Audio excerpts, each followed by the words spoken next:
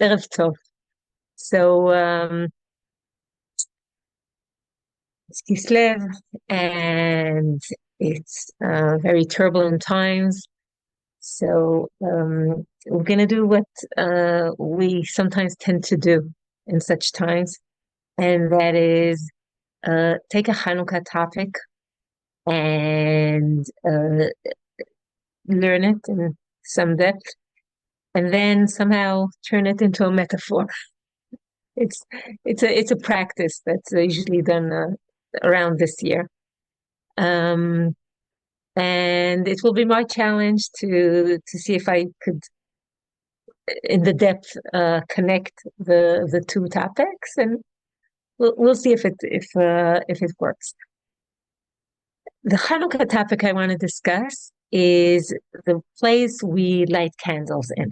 Where does this mitzvah occur, and what are the different considerations?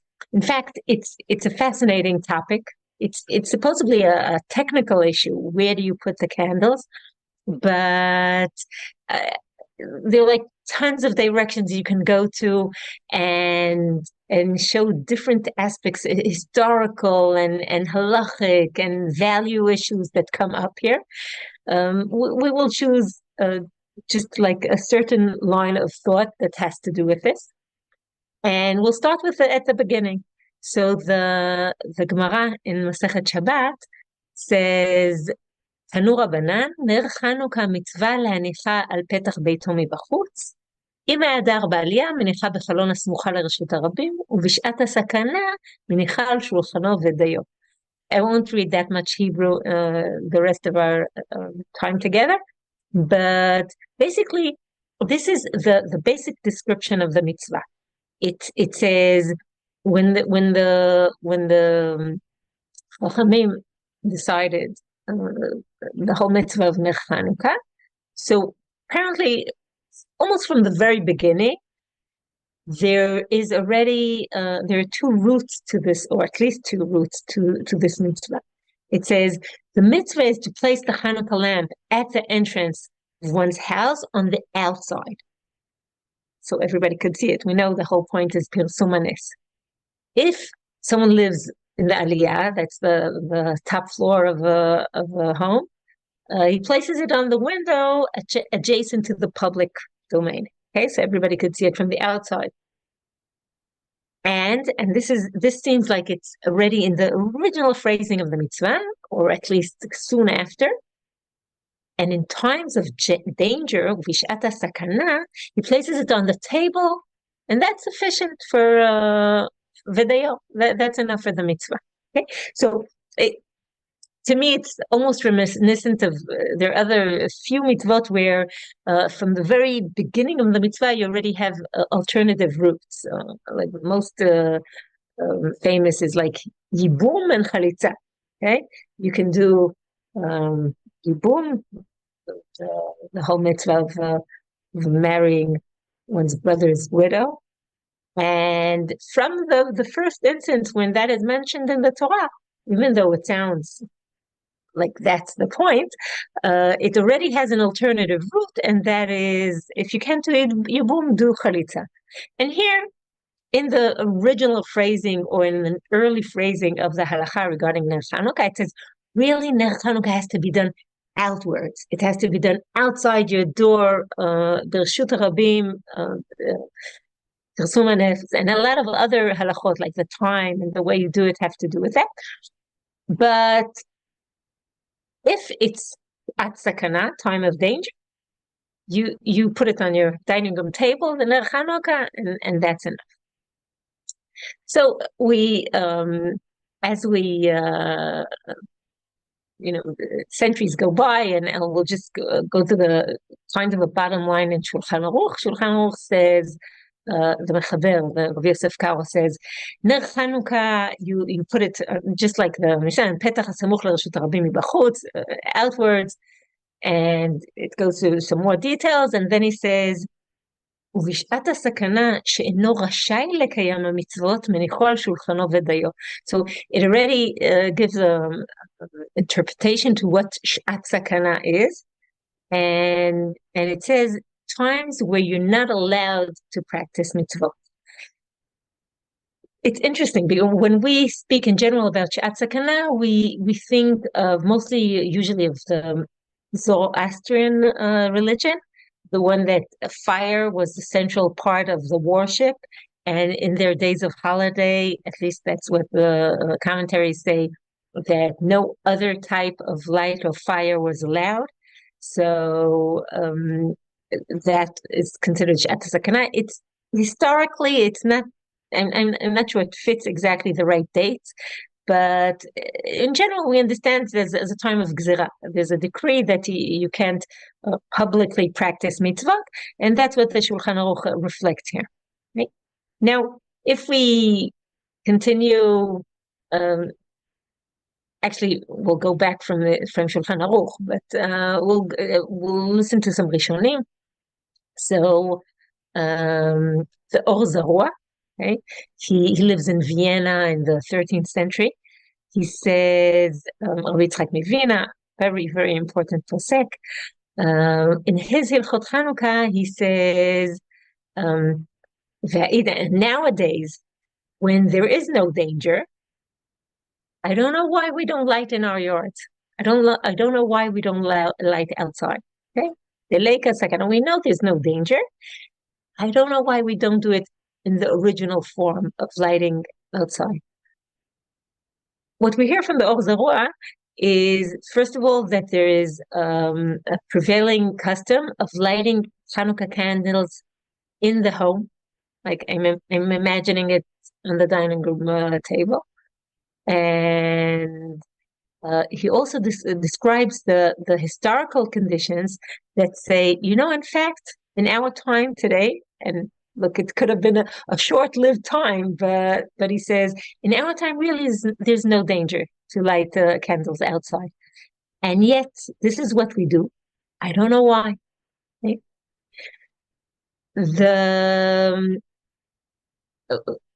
Just to fill out some more Rishonim here, we have Rabbeinu Yerucham. He says, in our time, we light candles inside, and some he shows different options, but then he says we don't really do it outside because the shchichi goyim v'ganavim. There we have the Gentiles outside, and they're also thieves. Might be Jewish thieves, I don't know, but people that are not candle friendly or candelabra friendly. And then he adds another consideration, and he says, he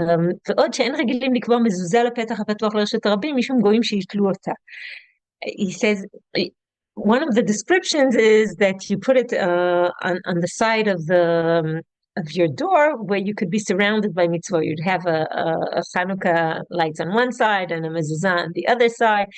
But on the outer gate that turns outwards, even though that gate it has a tzurat petach, it might really need a mezuzah. We don't put a mezuzah there because the vandalists take it. They're whether just to abuse us or to steal. We don't put mezuzah there because they get taken. So if we would light the candles there, we wouldn't have the benefit of being surrounded by mitzvah. That we have when we have it in the inner opening of the home. In fact, the Shulchan Aruch that we read before, we hear the Rema writing in Poland, saying, בזמן הזה שכולנו מדליקים בפנים, okay, it goes on describing a few details, but as he speaks, he says, these days when everybody lights inside, and nobody sees it from the outside, etc., etc. So he's really describing a given situation where nobody lights outside. Okay? And when we asked ourselves why, so we heard the Or Zarua say, I don't know why, it's not dangerous. And we heard Rabbeinu Yerucham say, they're thieves, they're all kinds of vandalous, and also we want to be surrounded by mitzvot, and if we do it outside, it wouldn't work. And another idea that comes up later by Aruch HaShulchan, this is like 19th century, or even later, 20th century, 19th. He says, these days we don't light outside, even though it's not dangerous by us, but it's not something that could be done, because in all the countries we live in, he's speaking in Eastern Europe, Hanukkah, it's December. It's cold and it's snowy and there's strong winds, and you can't light candles outside. Okay, so now what we have added on is the weather. And it would be an interesting thought to think, what other mitzvot do we have that are originally supposed to be done outside, and maybe we choose to bring them in or not? And the obvious comparison is Sukkot. So we have to ask ourselves, why do we insist that the Sukkah stays outside and Hanukkah not?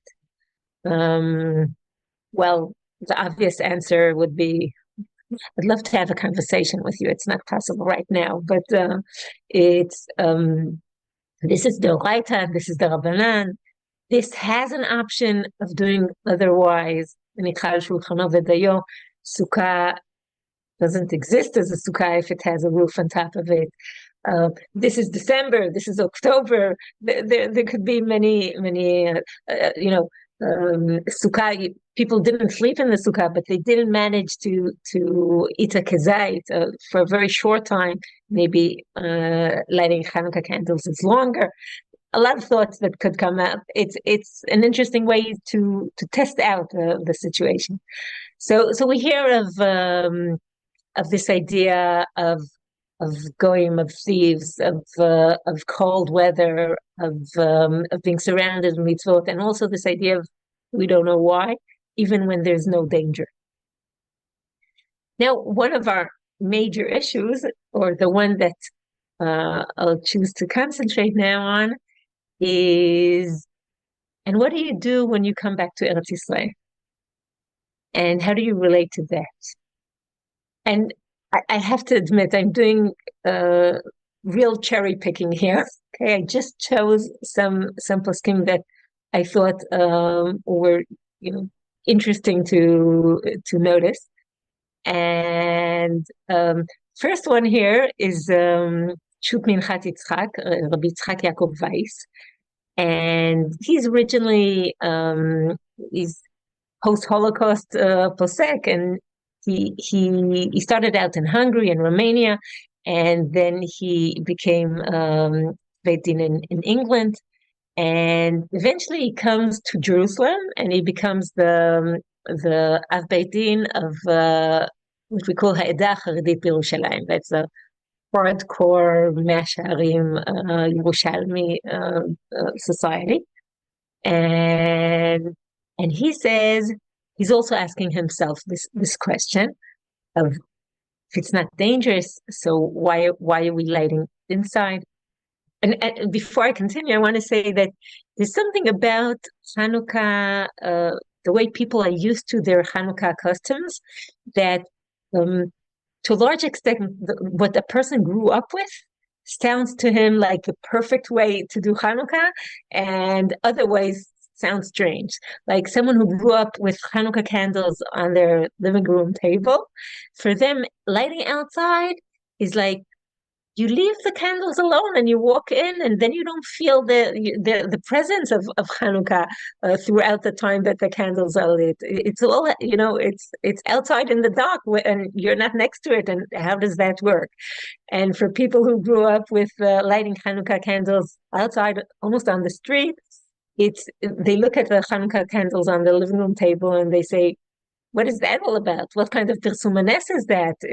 Their experience is of standing with the neighbors and singing Mausur, or with neighbors that are different in different ways, and feeling like they're really doing pirsumanes. It's a very personal thing that has to do with what you're used to. Going back to Rav Weiss, okay, so he's speaking in Mea Shearim, and he says this. Actually, I translated it. Here it goes. He says, I found a source for this in Megillat Ta'anit. Megillat Ta'anit is an old text, one of the most ancient Torah Sheba'al Peh texts. It's a list of dates where you don't say Tachnun and like more celebratory dates. It's a long list, but the only ones that we have left are Hanukkah and Purim. Anyhow, there are many different versions, not many, there are a few different versions of what is stated in Ta'anit, but one of them is what he quotes. It's not the regular one. He managed to find one that says this. I found a source for this in Megillat Ta'anit, where it stated it is a mitzvah to place it outside, and if one is afraid of scoffers, letzim, like people who mock you, who ridicule or belittle the practice of lighting candles, letz. Okay. Now, in other places it says goyim. It says, but in one of the versions it actually says letzim. We'll use the word scoffers. One should place it. So, if you're afraid of these people, one should place it at the entrance of his house from the inside. Okay. So he says, I found a source in Megillat Ta'anit that says it's not only in times of danger, it's also if you view the world outside as letzim, as people that are going to mock you. And now, in our time, it is not a time of danger, God forbid, but it is considered a time when there are many scoffers, letzim, and when that is the situation, one lights the candles from in the entrance from within. Therefore, the earlier generations, when the Torah was dear in their eyes, would place a Hanukkah candle on the outside, symbolizing the Torah as a light outwards, as your fountain, like may your fountains flow outwards. But these later generations, nowadays, he's saying, in which the Torah has diminished and its study has waned, and the sages of the generation have no strength to divert a person from his evil path. And on the contrary, if they don't, flatter him, or they have no remedy against those who rise against them. Wise and the people who are wise in that time will draw their hands away from illuminating with their Torah in the public domain. They will place a Hanukkah candle in their home, and it will suffice to answer for the transgressions of the people of their household alone. And all this is included in the Halacha of Mipnei Haleitzim. So what he's actually saying is, in the old times, we would want to shine our Torah outwards to the world. But it's this time, and look, he's in Eretz Yisrael. The people he's looking at are Jews.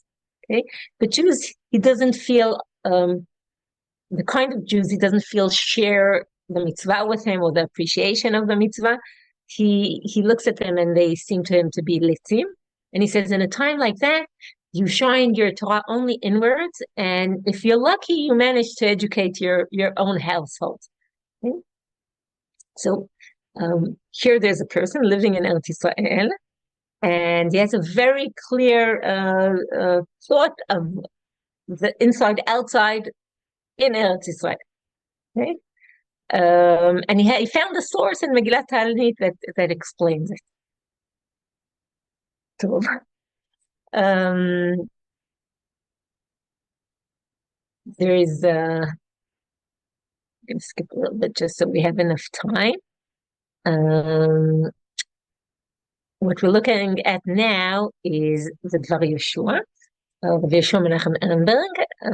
Also, he was born in 1905. He escaped with a Kessner train during the war, and he comes to Eretz Yisrael around 1950, becomes Av Beit Din in Tel Aviv, Yafo, and for the next 25 years of his life, he lives in Tel Aviv. And he writes the Dvar Yeshua, and he asks our question again, okay? He says, so I'm looking around here in Eretz Yisrael, and I see that some people are lighting the candles outside. Okay? Now, when we read the Talmud, it said you should light outside, and if it doesn't work, you light it, whatever. If not, if you're in danger, you light on on your table, and that will suffice. Now, the Dvar Yeshua is looking around in like the 1950s, 60s in Tel Aviv, and he sees some people that light outside, and he says, "I'm puzzled. I'm puzzled by what I have seen." That in Yerushalayim, the holy city, Tibaneh v'tikonen b'mirav yameinu amen, and there's some who practice the minhag of lighting the candles outside. I don't know from where this directive emerged, who gave the psak, but it is clear, he says, that its authority was not greater than that of the Or Zarua. Remember the Or Zarua? The Or Zarua says, and now that there is no danger, I don't know why we light inside, right? That's what the Or Zarua said. So he said, whoever gave this instruction to light outside, he wasn't greater than the Or Zarua, important Rishon. May his memory be blessed. And all our rabbis who came after him, even though there was no danger in their times, as mentioned by the Or Zarua, they did not light candles outside. Right? So he says, the fact that the Or Zarua says, I don't know, okay, so he doesn't know, but he establishes the custom and he doesn't change it just because it's not dangerous. Okay? And then he says, and why would we distinguish between Eretz Yisrael and other lands? Ouch! That sentence. I don't know if you're sensitive to that, but that's a very painful sentence to my ears. It says, and why would you differentiate between Eretz Yisrael and other places? Okay. It cannot be said that it is different abroad because Jews reside amongst the nations. On the contrary, in the old times, when Jews lived in small ghettos, their city gates would be locked at night, and Jews could do as they pleased in their streets without interference. He says, on the contrary, you want to, like, when he says, what's the difference between Eretz Yisrael and other countries, I cringed because it seems to me inherent. But when he moves to practical explanations, he says, you're going to want to say that maybe it's because there they lived amongst the Goyim and in Eretz Yisrael not. No, they lived in their ghettos. They locked their doors. They could do whatever they want. In my humble opinion, says the Dvar Yeshua, anyone who deviates, disparages, it's like Moti Shemra on the great ones of the past. What are you saying? That you're better than them? That now you can light outside? That what they did was wrong? So here again, it's an opinion of someone who meets reality in Eretz Yisrael and is very critical of it. Okay? Now here's another opinion from Eretz Yisrael. Rav Sraya Davlitsky, he was born 1926 in Latvia, and he passed away 5 years ago in Bnei Brak. He was of the Haredi world, a very important Talmid Chacham and Posek, and wrote some very important books about the Rishonim, and is also a very independent thinker. And when he speaks of the same issue of how this works, the minhag and Eretz Yisrael and candles, how exactly does this work? He goes into it in depth, and he says, generally speaking, we should know that the primary fulfillment of Torah and mitzvot is specifically designed, okay, to fit our Eretz HaKodesh, our Holy Land. And here, with the help of God, we can fulfill all the mitzvot practiced in our time properly with all their details. And he brings examples. The same applies to this mitzvah of lighting Hanukkah candles, which can be observed here in the Holy Land with all the meticulous details like described in the Talmud.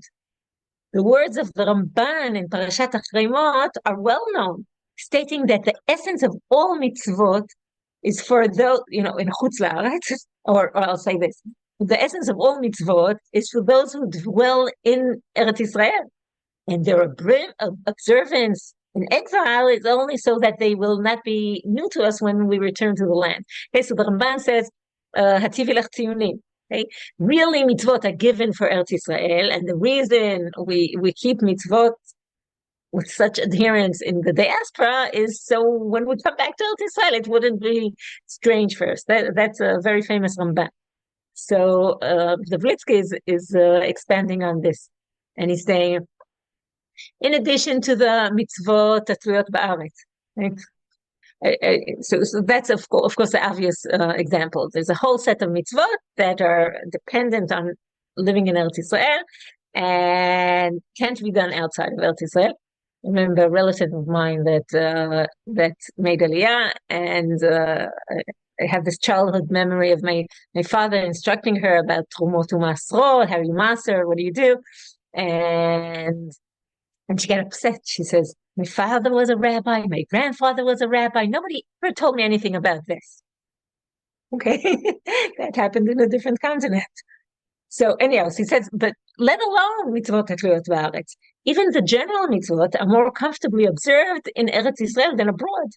Firstly, in terms of convenient timing, okay? You know, anybody who fasted till the next day or made of the next morning on the closer to the northern pole would know this. For example, regarding the onset and conclusion of Shabbat throughout the year, not too early and not too late. And in terms of climate, the ability to fulfill the commandments of Sukkah as prescribed, including sleeping in the Sukkah, as well as the time of harvesting Shmura Matzah, which is not a time of rainfall, and so on. Also, the commandment of Hanukkah lights can be observed in the best possible way in a public place, outside. In practice, during the entire Galut, everyone lit inside, even in a place where circumstances permitted lighting outside. However, according to the fundamental law of the Gemara, there is no reason to prevent it or to say anything against when you have the conditions lighting outside. And it is very appropriate to make an effort to lachzir atara le'oshna, to restore the crown of the mitzvah to its original state. Every year, more people are lighting outside. And he says that he thinks the first ones to start to pioneer this were the pupils of the Gra, that Gaon Vilna, that came to Eretz Israel. And after them, the Rabbi of Brisk and Chazon Ish, when they came to Eretz Israel, they lit candles outside.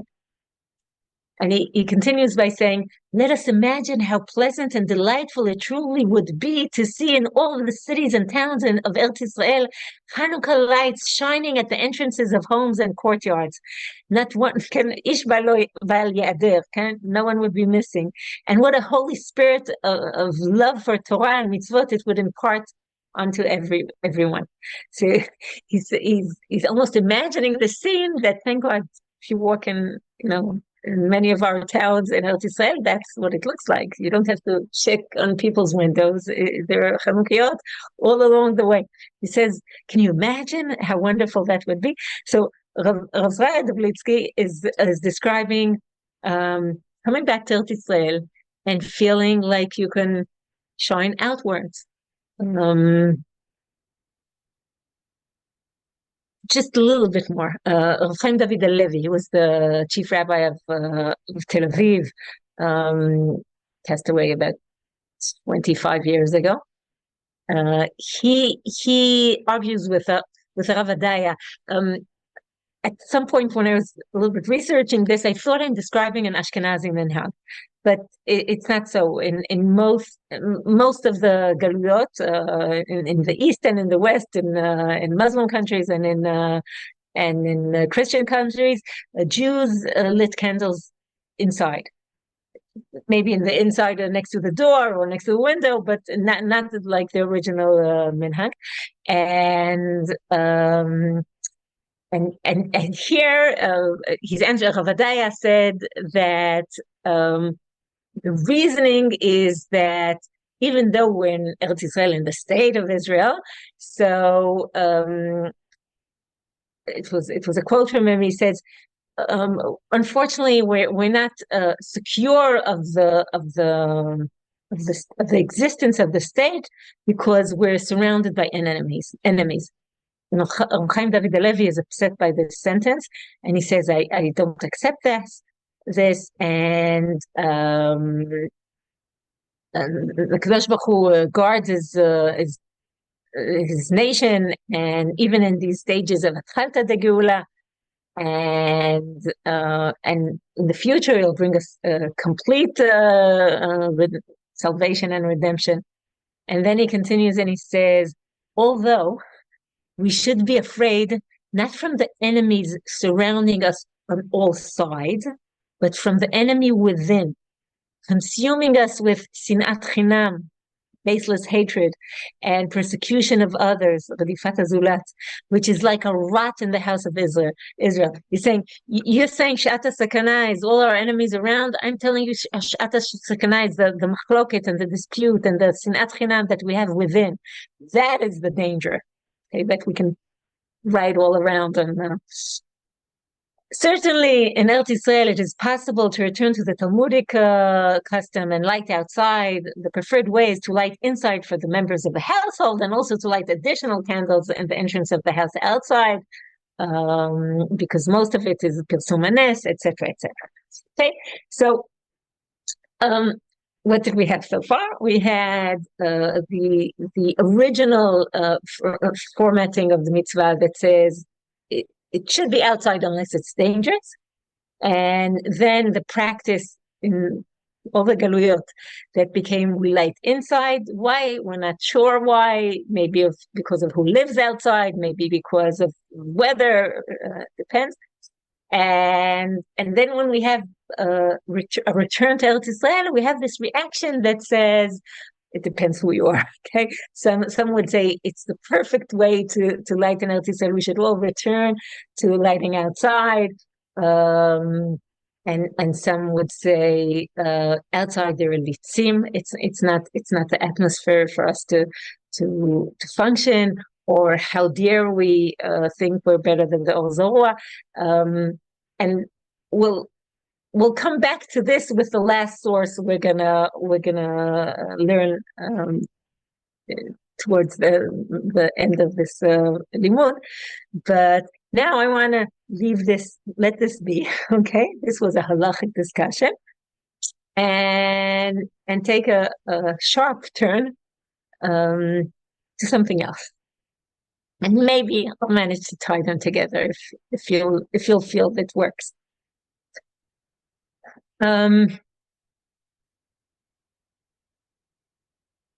Let's debating where to pick this up.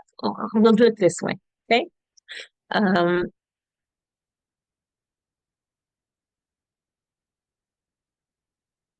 I'll read you a vision that is described in a book by Rav Tamir Granot that was published, maybe 10 years ago. For many years he dealt with issues of theology and Shoah, and at one point he describes an inner experience that he had when he stood in Maidanek. Now, okay, so you'll have to come along with me to this jump and put the Hanukkah lights aside for a minute, and let's see what is going on here. So the description is like this: he stands at Maidanek, and it's right next to the border of the town of Lublin, and he suddenly has this vision, and he writes down his inner experience. Okay. So he says, the following words I wrote in Maidanek, the dreadful death camp opposite the gas chambers. The Midrash tells about the debate amongst the angels regarding the creation of man. Rabbi Simon actually says, when HaKadosh Baruch Hu came to create Adam Rishon, the ministering angels started arguing, okay, and they were divided into different groups. Some said he should be created, and some said he should not be created. Okay? He quotes in the Midrash Chazal. It says, "Chesed ve'emet nifgashu, tzedek ve'shalom nashaku." Okay, chesed, grace, and truth clashed, or they met, and justice and peace kiss. Okay, it means there's like a meeting between contradicting forces. Okay, and in that discussion, it's really a heavenly argument: should man be created? Should the human race be created? It's a very famous drasha, right? So he says,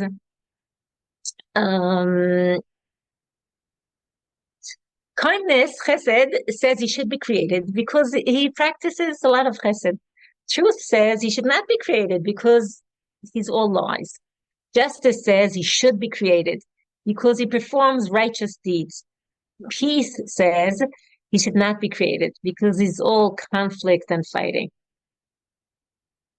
So that's what he suddenly remembers. This, he hears within him. He's standing there. He hears within him this argument in the heavens.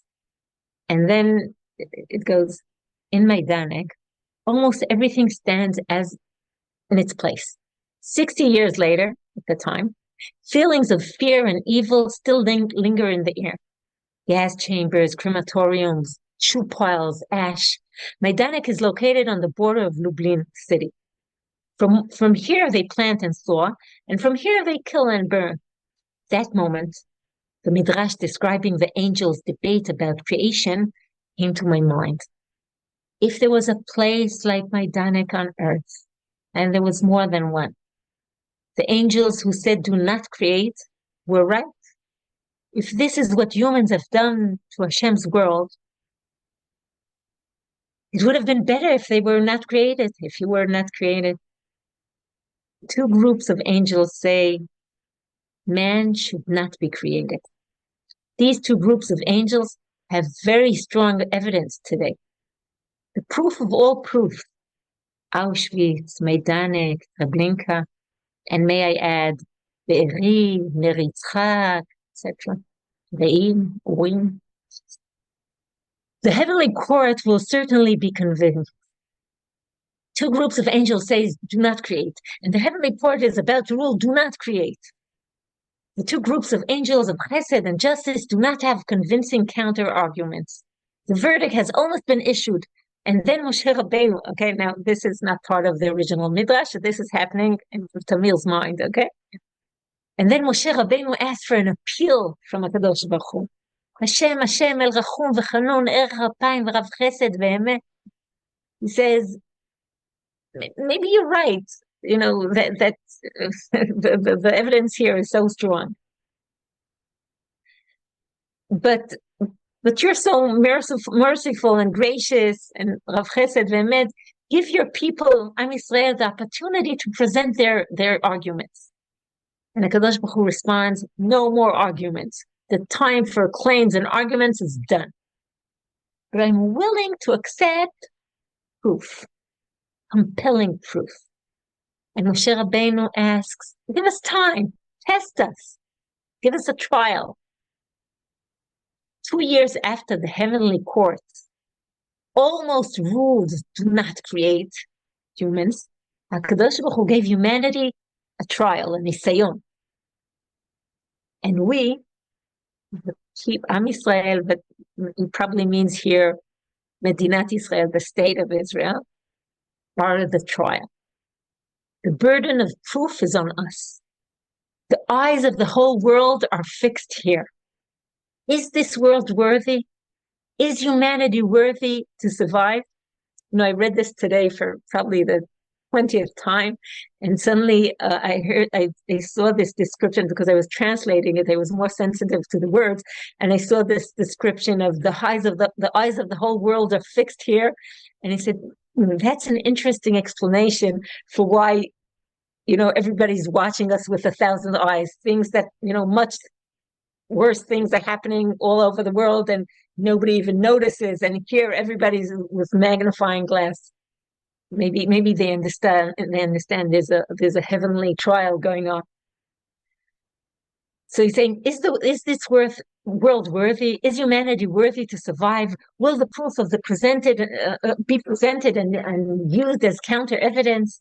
Can we establish a world of justness and chesed against a world of discord and lies? And if Ribono Shel Olam, a date is set for the trial this year, do we have compelling evidence to present in the heavenly court? Will the verdict come out create, Yibareh? And he adds, I took from this is the end of the vision from Maidanek, but then he writes about it, and I added a piece of that of his writing. He says, history has set two extreme alternatives. The Jewish people proved that it is possible to be weak and righteous, whereas the German people proved strength and power, not only as in natural traits, but as values, as ideals of a nation, forge a natural alliance with evil. Well, history has already proven that it is possible to be weak and righteous or strong and evil. However, is there also a third possibility on the battlefield of history? A strong and righteous people integrating its existence with human sensitivity and compassion? Can such a nation endure in the arena of historical survival? that was heavy, right? Okay, so why do I say this? One of the heartbreaks of Simchat Torah, Shmini Atzeret, beyond all the atrocities and the losses and the anxiety and the grief, there's also a special heartbreak when realizing what people are capable of. How low they can go, and this loss of God's image, the Tzelem Elokim, of the betrayal, the deep betrayal of what it means to be a human being, of humanity, and realizing that this is not history books, it's some of our neighbors, and when you meet that. I remember reminding myself of a sentence that Rav Adin Steinsaltz, Zecher Tzadik Livracha, told me a little over 9 years ago. He said, when we daven and we say, Useh Shalom Uvoreh et Hakol, that God creates peace and creates everything, Rav Adin was kind of cynical, and he said, that's just politically correct. For the original verse in Isaiah, in Yeshayahu, that says, Oseh shalom uvoreh ra. Okay? הקדוש ברוך הוא יוצר אור ובורא חושך, עושה שלום ובורא רע, אני השם עושה כל אלה. Okay? So Hashem forms light and creates darkness, he makes peace and he creates evil.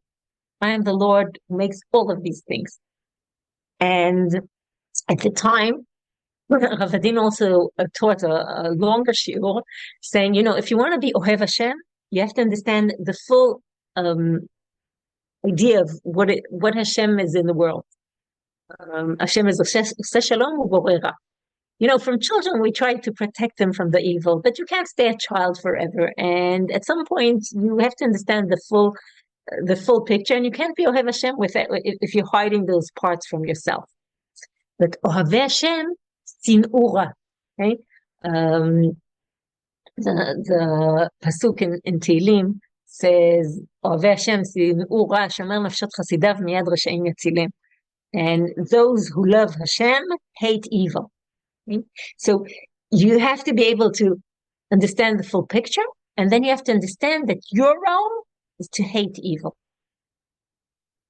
There's during the last few weeks, we've been rewatching this an interview that Rabbi Lord Jonathan Sachs gave, I think a few months before he passed away, where he speaks of this lady that always asked him, why do bad things happen to good people, and he always avoided it.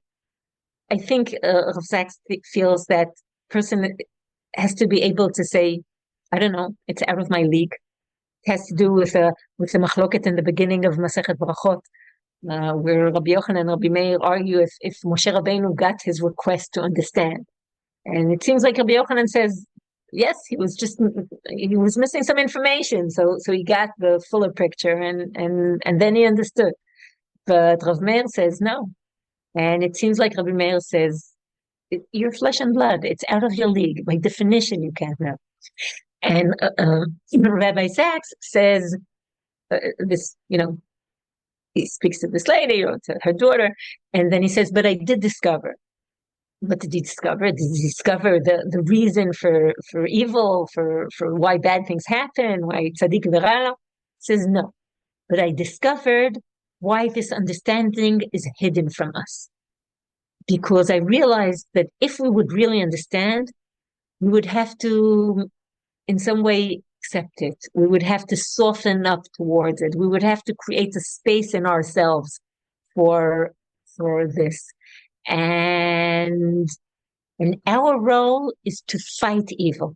So Kadosh Baruch Hu hides the full understanding from our eyes and minds and hearts, so we can fully fight evil. Ohavei Hashem sin'ura. Lovers of Hashem hate evil. It's a job. It's a role.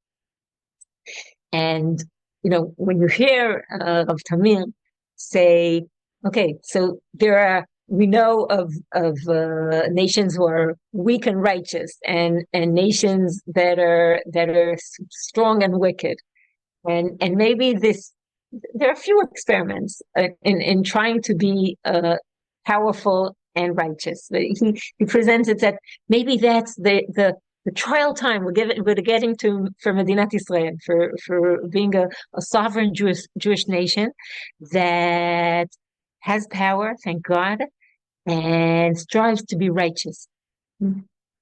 And most of the time, what we want of the powerful and righteous is to be compassionate and to be a justful society, and all these more tender, humane traits.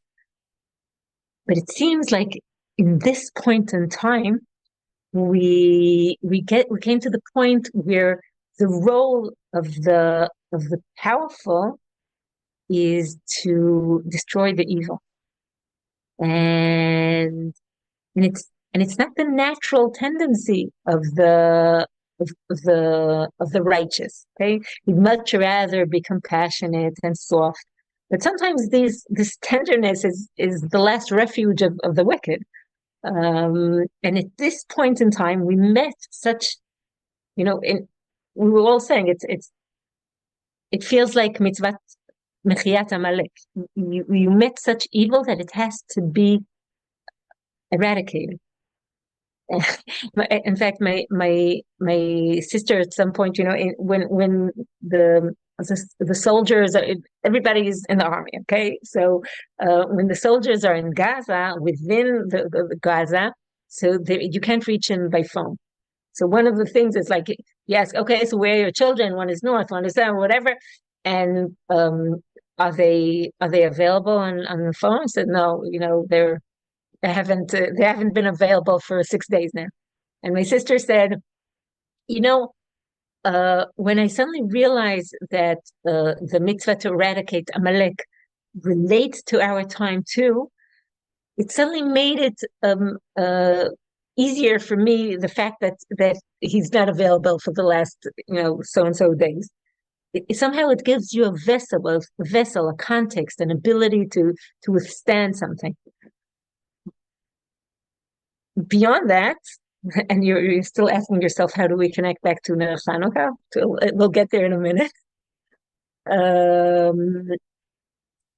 The Rav Kook speaks of Orot HaMilchama. There's a collection of his writings about war, and there are a couple of things that he says there that are relevant or halfway relevant. One is, he says, we left global politics because we were actually forced out, but it's also an internal choice, because we're waiting for this blessed time when it will be possible to govern a kingdom without wickedness and barbarism While it's not worthwhile for Yaakov to engage in ruling a kingdom when it needs to be full of bloodshed and when it still demands the talent of wickedness. So that these politics and being sovereign and ruling your own government. So you have to know how to make war. And for Yaakov, at least the Yaakov of the exile, it was always better to stay out of this business. But if you get the gift of sovereign Jewish life in Eretz Israel, you have to be able to face that too. Okay? When you're in the diaspora, you'll say, okay, I will be weak and righteous. But to be powerful and righteous also forces you to come back and play a role amongst the nations and stop avoiding some of the jobs that the nation is in. If there was a time where we would light our Hanukkah candles in our living room and say, at most I'll manage to educate my own people if I get lucky.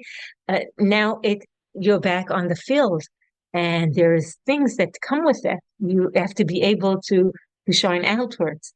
Another thing that it brings up is that when a person, he thinks of Avraham Avinu and David, these righteous characters in our eyes that were really warriors. And he said, how did that work for them? And he says, their value system was so sound and so focused that when they said,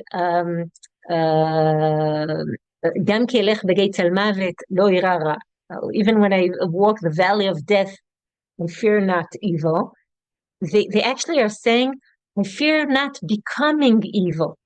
Okay? One of the greatest fears that happens when you fight evil is, and I literally met soldiers who saw atrocities, and this is what they were scared of, that somehow it would stick to them. Somehow it would affect their neshama. And Rav Kook says there in Orot HaMilchama, he says, when your value system is so clear to you, when you know why you're doing it, it's part of being powerful and righteous, and you're focused at it, and your values are sound, and your priorities are right. You're not afraid of lo yirara, from becoming ra, from any evil sticking onto you. Okay, that's also part of this of this inner debate of going back, taking a role outdoors amongst the nations. To stick all of this back together, I want to read Rav Kook's take on the Chanukah. He says on this issue of inside outside. Let's see this. Here